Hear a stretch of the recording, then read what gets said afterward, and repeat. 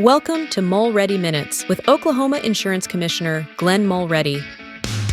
This is a podcast about insurance for insurance folks, risk managers, and business leaders.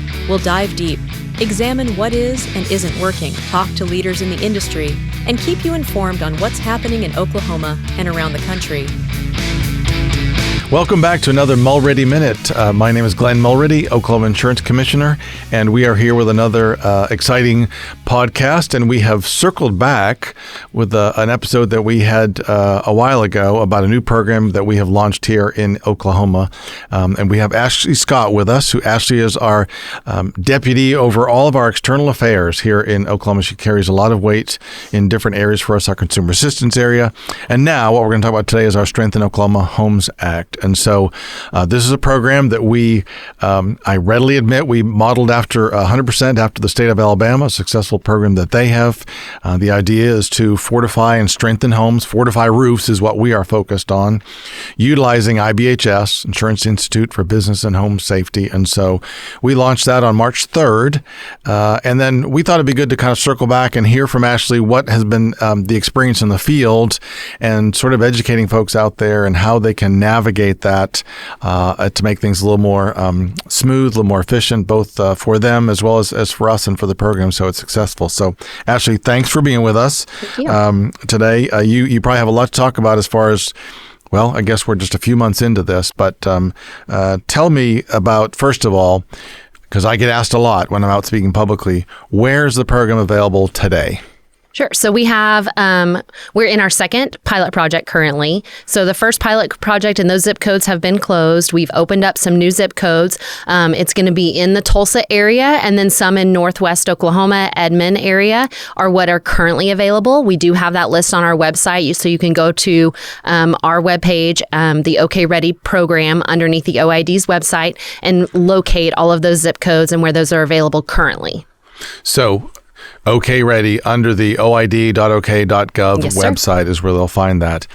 I might add, because I get asked that a lot too, it is our intention to go statewide. We are just trying to do this in phases to make sure we're being efficient with it and that our staff can handle that. That's right. Correct. We are planning to do 2 more launches in different pilot areas, looking to expand across the state as much as we can. We are having to focus, of course, on areas that have contractors and evaluators that have been approved through IBHS and our program, because they are the ones required to do that work. And so we're using that information along with FEMA data and other historical weather event data to focus in particular areas for these first 4 pilot projects. And then we hope to, in the new year, open those up to larger areas around the state and be able to encompass a lot more space and homes. Yeah, I'm glad you addressed that, because something else I've been asked out there in the communities are about how are we choosing these zip codes. Mm-hmm. So the quick answer to that is we are using data, really hard data. We're not just sort of randomly throwing darts to a board to select those zip codes. So tell me what kind of challenges you've had. So we launched March 3rd. What kind of challenges are you experiencing? I wouldn't say necessarily a lot of major challenges. I think what some of it is just us maybe needing to provide more information to homeowners on what is required to apply. One of the things that we've come up against for verification of primary residency is that we're required to have a homestead exemption from a homeowner. And so a lot of times the counties only accept those applications in the first few months of the year. And so if you don't have one right now, I would highly suggest you go ahead and apply for one so that in the new year you can get that documentation and be able to apply when we come back around in January and open up new zip codes. But if you do have a homestead exemption, then you can certainly apply, and that is what is the required documentation for that piece. Yeah, so getting a homestead exemption, it hasn't been a hurdle from an expense standpoint or anything like that. It's just a timing issue that I know I think they cut it off typically in March to file those. And so anyone can file for that as long as it's just our way of verifying that it's your primary residence. Exactly. Not a rental property, not a second home, something along those lines. And that is one of the pieces of the legislation that passed that requires that documentation. Got it. Tell me about, because I think I've heard some things about I don't know if that's expectations or if that's just a misunderstanding of the marketplace and cost. Tell me what you've encountered with folks understanding of what we are covering, what we're not covering, that type thing. Yeah. So what we are covering is up to the $10,000, and that is going to basically replace the roof line with the fortified products required by the IBHS roof standard. That does encompass their hail supplement, so we want to make sure that the roofs that we're putting on can withstand up to 120 mile per hour winds and up to 2-inch diameter hail. And so through that process, those particular products are a little bit more expensive than your normal everyday shingles and other products. There are pieces to that process that are required that are above most of your building codes. So that is why that cost is higher. There is more labor, there's more time, there's more product required. So that is what we're looking to pay for. Now, what I think some people don't understand is that a roof may cost more than $10,000. Yeah. And so that anything over that $10,000 grant is the responsibility of the homeowner. And that is going to depend upon the size of the home, what type of materials need to be added, if there's other work that has to be done to the home to get it to the fortified standard outside of just the roof line. And so there's some things like that that come into play, and it's on a case-by-case basis. So we have no way of guaranteeing anyone that the $10,000 grant is going to pay for the entire roof, but it is a very large chunk to assist in that effort. And because it is fortifying your roof, you're going to have less claim exposure, you're going to have less deductibles you're going to have to pay out of pocket in the future. And of course, the biggest piece is the premium discounts that you receive from your homeowner's insurance on a certified home. Yeah. I think the point here is a number of folks maybe have never replaced a roof. They bought a home and the roof's 10 years old, now the roof's 20 years old, and they go to replace that. They really have no concept or understanding of the cost of roof, and suddenly realize, oh, that's $20,000. Right. I'm getting $10,000 from the grant. So, yeah, it's not going to cover the whole cost of that. The idea is that we are covering those upcharges, if you will, that extra to fortify the home. Exactly. So, talk about fortified roofs and IBHS. Let's shift over to what exactly is a fortified roof. So a fortified roof is going to have some particular pieces. They're going to make sure that all of your decking is attached to trusses, and it has special ring shank nails that are going to go through all of that to make sure that it has a very good solid hold. So that is a big piece. Some homes have to have the decking replaced depending upon how it was constructed. Some of our older homes are having to have some of that done. So those are pieces of that. Then what they do is they seal the decking with a type of tape that prevents water intrusion. So what most people may not know is that 1 inch of rain could be up to 9 bathtubs of water coming through your roof if you don't have good coverage. And so what that sealed deck does, and in addition to the sealed deck, also some different types of vents for the roof ventilation that do not allow water penetration. Mm-hmm. So those two key pieces are major parts of helping keep the interior of the home dry and clean and stable while we're building onto that with the impact-resistant shingles, drip edges, and other types of materials that help to fortify and solidify that roof to be held on and to withstand anything hitting it. Yeah. Ashley, when we first met many, many years ago, you were in some high-level positions at multiple Speaker of the House offices. You probably never envisioned that your future would involve talking about ring shank nails. Definitely with me. not. No, definitely not. But it's almost every day. Right? Yeah. No.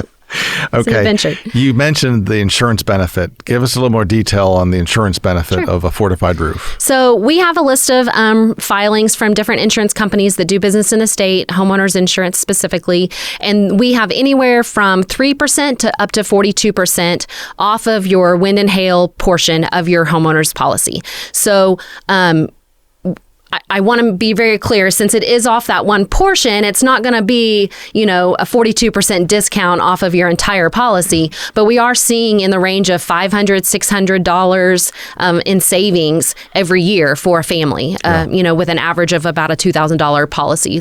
Right. So, it is a large chunk of that. Yeah. Okay.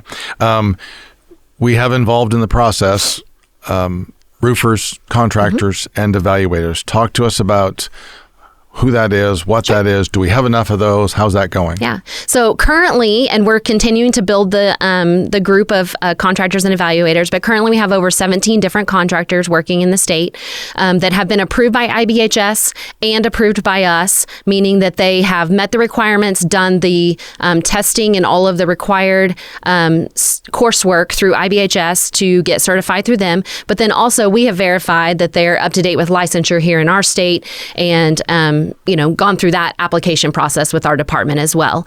We have about 9 evaluators, and we are continuing, like I said, to grow that list across the state so that we can continue to open these up in different areas around Oklahoma. We have these approved groups, and they are the only ones allowed to do the projects. So whenever you're applying, we have our evaluators who will come out and do eligibility checks. We've talked about that a little bit before on the last podcast, but they're coming out really to make sure that the home can be fortified and what will be required to make sure that it meets that fortified standard. And then the contractors come in, and there's both evaluators and contractors are selected by the homeowner. It's up to them to choose from a randomized list of those that are working in their area. So that is fully driven by the homeowner and choices made by them as well. Then the contractors bid off that evaluation. And then the evaluator comes and documents, takes pictures of the project, making sure that all the documentation matches up to the requirements to be submitted to IBHS for the fortified certificate. So that evaluator will stay with you and the contractor through the entire project. And so it's not just a one visit kind of thing. A lot of times when they come out, there is a little bit of a cost for them, and that is the homeowner has to pay for that cost. And they wonder, well, what am I getting out of this? Well, they're going to be there through the entire project, documenting and making sure that you get your certification at the end. Yeah, a critical piece of that. Very. I know I've been was asked again yesterday in a group I was speaking with about, well, how do I get my family member who's a roofer, how do we get them certified? And so there's your answer. If you have a roofing friend or family member, we need them to get certified. It's an online course. They go on, get certified with them with IBHS, and then they come to an orientation of ours, and then they're good to go. And we need more roofers and evaluators so that we really can roll this out statewide eventually. Okay, so if someone's going to apply, what do they need to know? We just need to make sure that they have a primary residency here in Oklahoma. They can verify that with homestead exemption. They're going to provide a little bit more documentation to us, making sure they have an insurance policy that's in effect. They do have to have an active policy on their home for them to qualify. And then we do obtain some tax documents from the previous tax year just to be able to put you in one of the 2 tiers that we have available. There are no income or age limitations. Anyone and everyone who owns a home can apply as long as you're in one of our open zip codes during this pilot phase. And then we go through the application process. We have a portal where you set up a profile, so everything is kept secure for you as a homeowner. You upload everything through that portal, and then you can communicate with our team via email, phone, etc. if you need it. But the portal is very much a step-by-step and helps you walk through that process. Through the portal, you're choosing your contractors, your evaluators, all of the different steps that go into play with completing this project. The application process, the application itself, any hang-ups that you've heard back from folks or anything we haven't covered within that application process? So far, everything seems to be working really smoothly. You have to upload all of that right at the beginning before you can submit the application. So just having your documentation ready is probably the biggest thing, just making sure you have that in front of you and ready to upload. I think I might say it out loud just for those that are listening or watching too. If it's a storm blows through and you've got to replace your roof with an insurance claim, may not be the best option within the just because of the time frames. It may be, but may not. And also another situation that I encountered yesterday in a meeting is, my wife, Sally's a realtor. Oftentimes there's a real estate transaction and that roof needs to be replaced before closing. That's not going to be our ideal either too, just because of time frame. They need to get that roof done within the next couple of weeks probably to get that transaction taken care of. So it won't fit in all situations.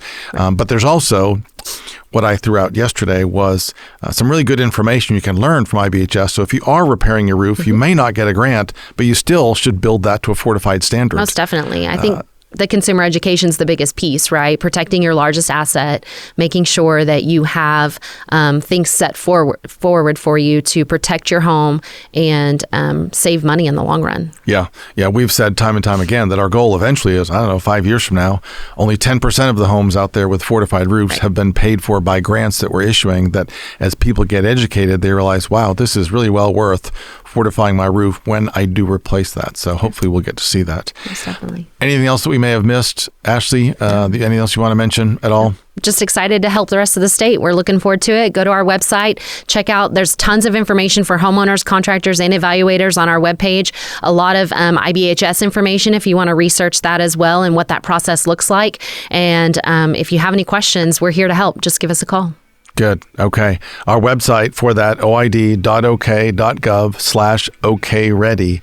And as you've heard, hopefully you've heard clearly that fortifying your roof is a smart investment, and we have an option to help you do that. And we have folks ready to help you that know exactly what's happening there. So look forward to serving you. That'll wrap up our most recent Mulready Minute podcast. Ashley, thank you for joining us. We will see you next time. If you found this episode informative, please subscribe and share with your colleagues. Visit oid.ok.gov/podcast. Let us know what topics you would like to hear about. Until next time, take care from the Oklahoma Insurance Department.